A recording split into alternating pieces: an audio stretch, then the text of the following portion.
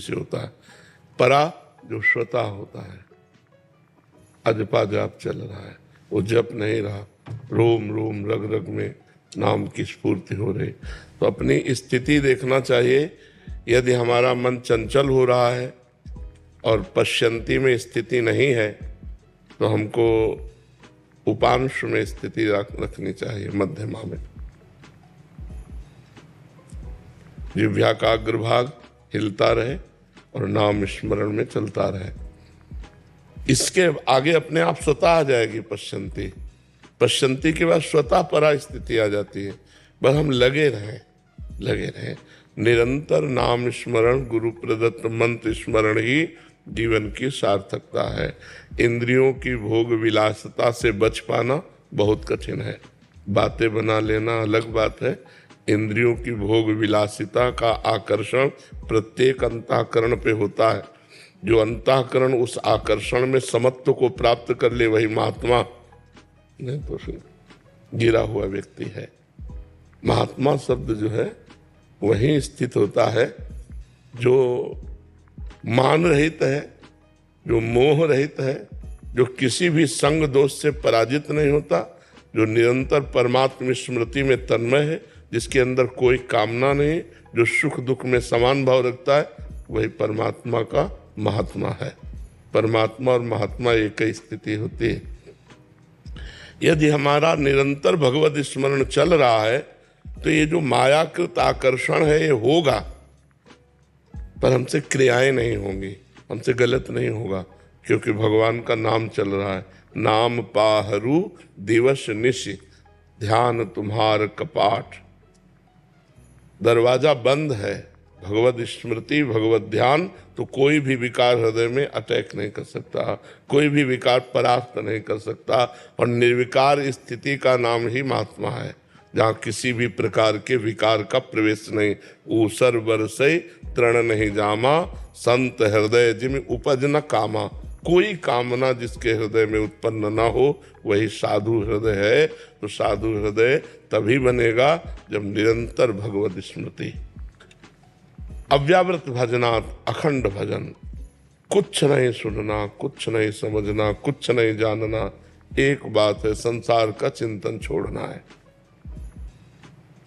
भगवत चिंतन में इतना तन्मय हो जाना है कि को हम कहाँ बिसर सुध गए, मैं कौन हूँ, कहाँ हूँ, क्या करना चाहिए, ये अभी स्मृति नहीं, क्योंकि स्मृति का तार चल रहा है, उसी में आ जाएगा। परापश्यंती मध्यमा वैखरी, सब पूर्णता उसी में हो जाएगी। खूब निरंतर जो गुरु मंत्र मिला है, जो नाम मिला है, उसका स्वाद लीजिए, प्रतिपल शांत रहिए। सुने न काहू की कही और कहे न अपनी बात, नारायण व रूप में मगन रहे दिन रात। किसी के कुछ नहीं सुनना, सबका सार है चिंतन। अनन्य चिंतयन्तो माम ये जना परिपासते, तेषाम नित्याभियुक्तानाम योगक्षेमम वहाम्यहम्। भगवान कह रहे हैं योगक्षेम की भी चिंता नहीं करनी, वो मैं करूँगा। तुम्हारा केवल कर्तव्य अनन्य चिंतयन्तो माम, मेरा अनन्य चिंतन करो। तो गुरु जी ने जो मंत्र दे दिया, जो उपासना दे दी, उसी में सुदृढ़ हो जाए तो भव पार हो गया, अविद्या का नाश हो जाएगा।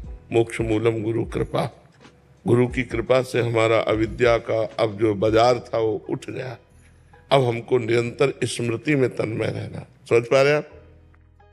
अर्जुन अभेद आत्मा जी, महाराज जी आपके चरणों में कोटि कोटि प्रणाम। महाराज जी आप एक नंगली साहिब एक स्थान है वहाँ से आए हैं, कह रहे कि महाराज जी आप हमारे गुरु जी की अवस्था पर एक नज़र डालिए।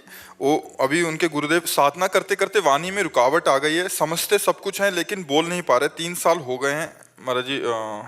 आपके गुरुदेव आश्रम में ही विराजमान रहते? आपके गुरुदेव, अच्छा महाराज जी।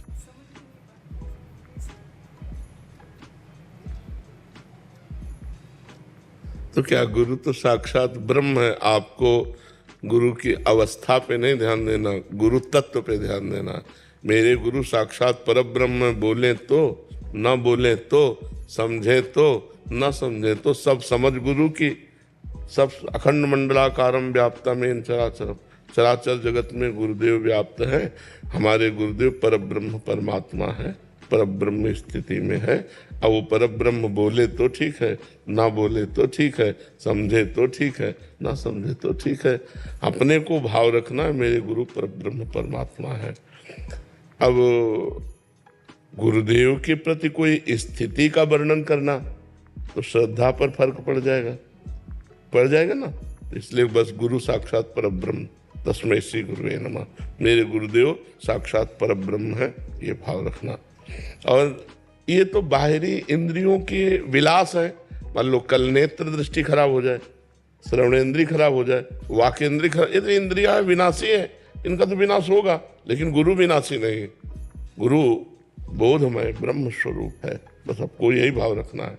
हाँ, शरीर की कोई परेशानी आए तो डॉक्टर को दिखा दो, जिससे उनकी मान लो शरीर में पीड़ा कोई है, मानसिकता कोई बदल रही, तो डॉक्टर से दिखा दो। बका भाव में अपने यही रखना। अगर स्थिति का परीक्षण करेंगे तो श्रद्धा पे फर्क पड़ जाएगा।